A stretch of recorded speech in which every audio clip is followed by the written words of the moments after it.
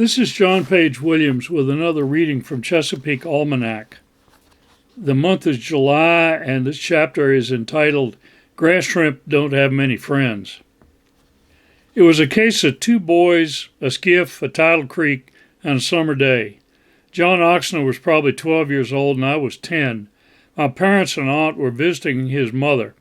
John and I gravitated to the dock behind his house on Hoskins Creek in Tappahannock, the classic river town on the Rappahannock. He had a nice little skiff and a shiny green Johnson 5-horse. The motor was a year newer than mine, I remember, so it had a neutral clutch, a big innovation.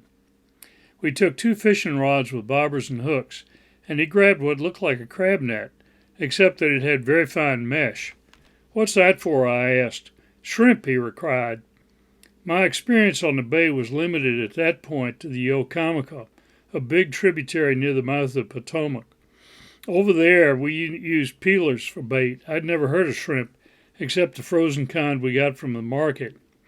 John dipped his net a couple of times around the dock pilings, and it came up squirming, with handfuls of tiny half-inch to 1.5-inch long transparent grass shrimp. I was fascinated. He showed me how to thread a couple on a hook head first, and we caught a bunch of fish, mostly ring perch, that's Virginia for yellow perch, and brim, that's Virginia for sunfish. It turned out that there are plenty of shrimp in the Yokomaca too, though we still didn't use them for bait there. In fact, grass shrimp are distributed all over the bay in its tidal tributaries, and their slightly larger cousins, the sand shrimp, occur throughout the lower bay. Their value to the bay's food web is immense, but they have no commercial market except as bait. Every predator over 4 inches long eats them with relish, even bluefish. The anglers who catch their own probably know as much about shrimp as anyone in the Bay Country. Let's look through their eyes, bolstered with a little information from the scientific community. First, grass shrimp are opportunistic omnivores, which means they eat a wide variety of foods, switching from one to another depending on availability. On their first 2 pairs of legs, they have tiny pinchers, which they use to pick up their food. It can be algae growing on a dock piling, or the surface of a mudflat, or it could be scraps of decayed grass with its associated bacteria at the edge of a marsh, or tiny pieces of a dead shrimp.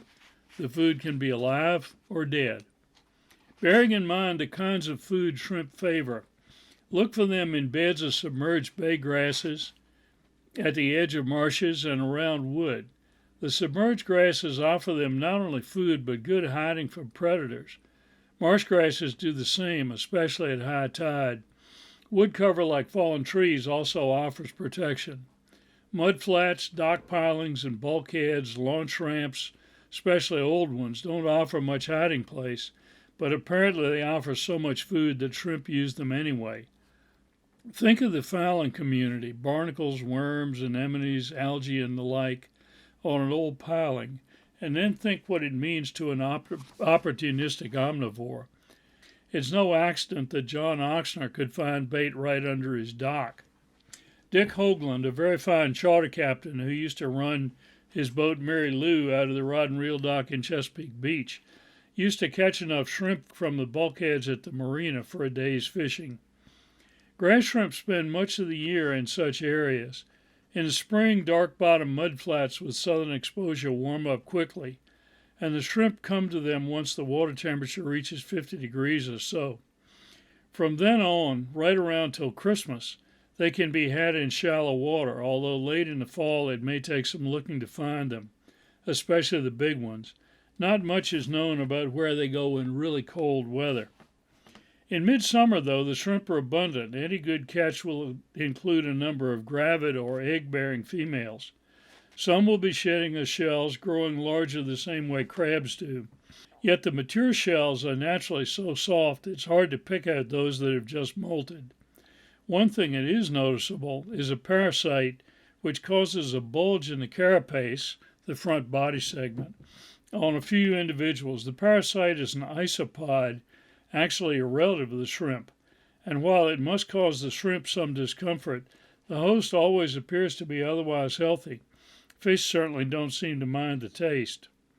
So how do you catch grass and sand shrimp? The easiest is for two people to pull a 15 to 30 foot fine mesh minnow seine, available at many fishing tackle shops, around the edge of a marsh.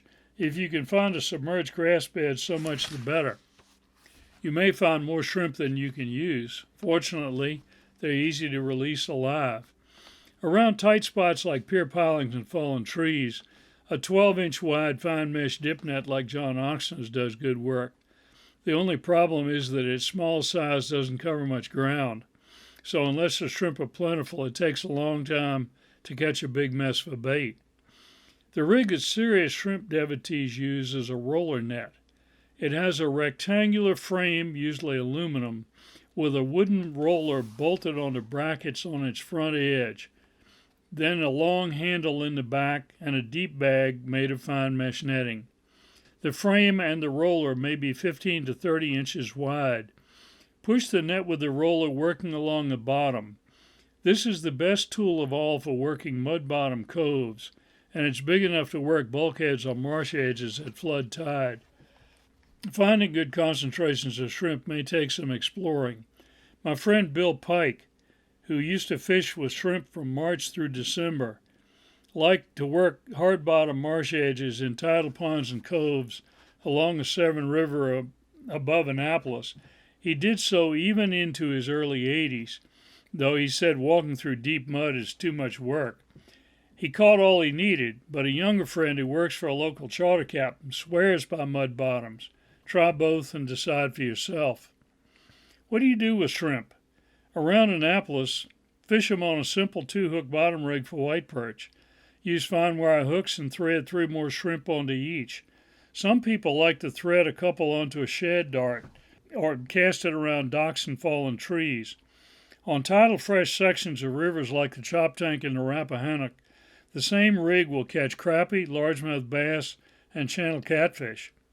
Perhaps the most elegant use is to chum them around oyster bars and bridge pilings.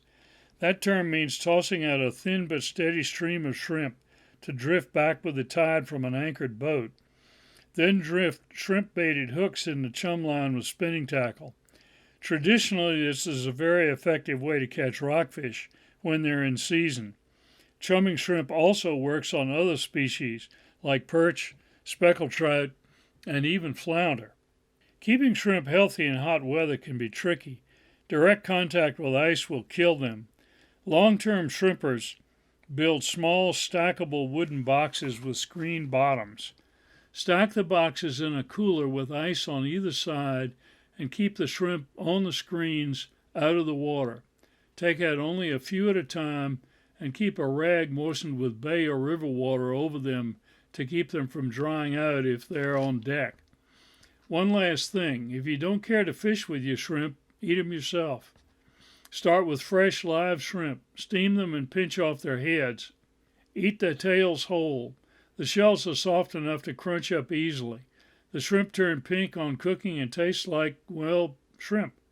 It's hard to make a meal of them, but they make great appetizers. It's been a lot of years since that day on Hoskins Creek. The skiff I fish from now is more sophisticated than anything John Oxner and I would ever have imagined. But there's a bracket on it that holds a shrimp net. It's difficult to imagine getting through a fishing season without grass shrimp.